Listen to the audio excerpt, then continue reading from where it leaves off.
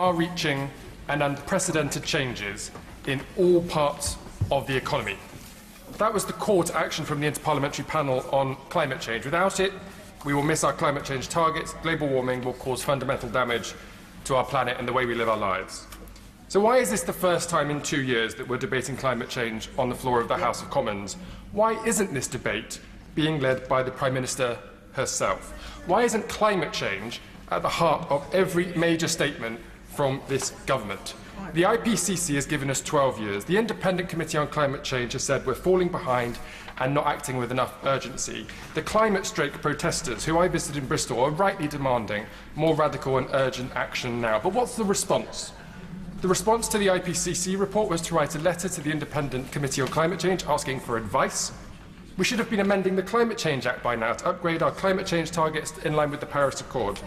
We should be setting out how on earth we're going to finance the huge amount of investment that is needed into upgraded infrastructure, energy and food security, or technologies that will be needed to meet our negative carbon emissions in the future, and so much more. I can't give way because we are so short of time today. And this is the problem, Madam Deputy Speaker. It's taken 2 years to get to the floor of the House, and we have 4 minutes. 4 minutes to deal with an issue of this enormity. No time at all to talk about how we're not going to meet our EV targets without investment in the infrastructure system. No time at all to talk about the efficiency of energy use in our homes. No time at all to talk about food security or agricultural reform or the need for investing in the energy network. It is completely unacceptable. I don't think climate strike protesters from my constituency will be particularly pleased with the idea that their Member of Parliament and many other honourable and rightable friends here today only have 4 minutes to deal with this issue. When will it come back to the floor of the House? I would like the Minister to tell us and have something up today when we will have days' worth of debates to get into the issue of climate change, because there's total lack of vision on the long-term risk of climate change. A world that is 3 degrees warmer compared to pre-industrial levels is a world that is unimaginable, yet is within the lifetime of my daughter. The United States and China gone. Africa, Southern Europe, the Middle East, India, South America is uninhabitable based on models from universities. Refuge for the world, focused on Canada, the United Kingdom, Northern Europe, Scandinavia and Russia. Hundreds of millions of people displaced as climate refugees. A world dominated by Canada and Russia. Agricultural and food supply chains completely lost. This happens within the lifetime of people that have been born in the last year or two, and yet we have 4 minutes to talk about it. How we live, what we eat, how we collaborate in a global community, how on earth we're going to meet the cries from the independent advisors, from the community, from young people, from the scientists, from everybody in the world that says that we are not doing enough in order to be able to tackle this problem. 4 minutes to deal with those issues. It's the future of our planet, the world that we want to live in, the role that this country must play, and it's all up for grabs. And so in solidarity with those young people, the next generation, who took their time away from school to strike on this very issue, to say that not enough was being done, I stand with them in solidarity today to say this debate is not enough, even though I congratulate the honourable members for securing it. And I look forward to the Minister to confirm later today when more time, in government time, will be allocated to this important issue. Sobel. Thank you, Madam Deputy Speaker.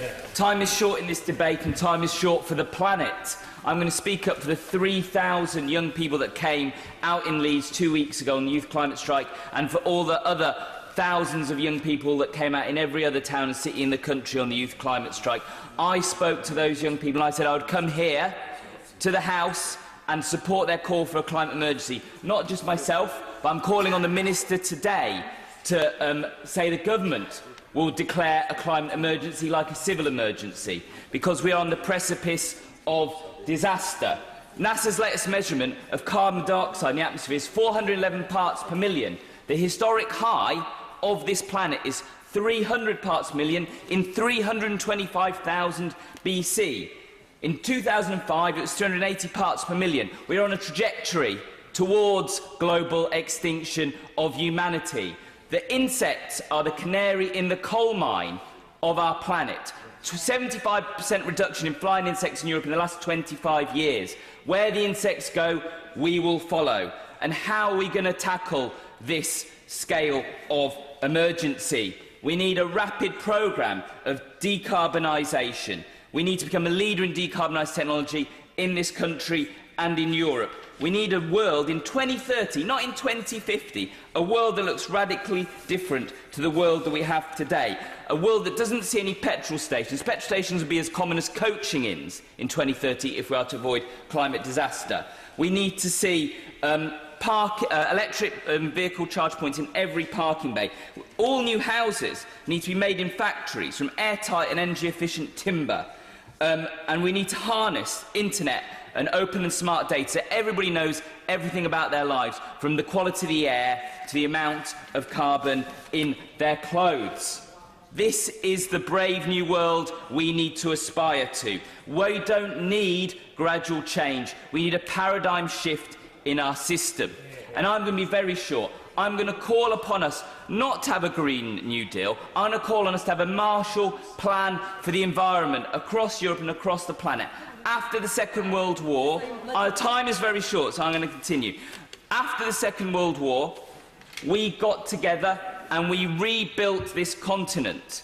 We need to rebuild this planet free of emissions.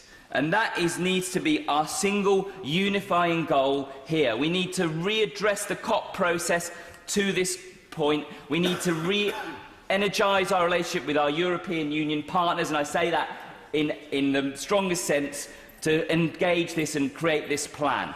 That is where we need to be. If we do not, we are not failing ourselves, we are failing our grandchildren, our great-grandchildren. At the end of the century, they'll look back on the governments of the early part of the century and say, they failed us. They did not do what was needed. And they will be looking at their own extinction, the extinction of our race. Thank you, Madam Deputy Speaker.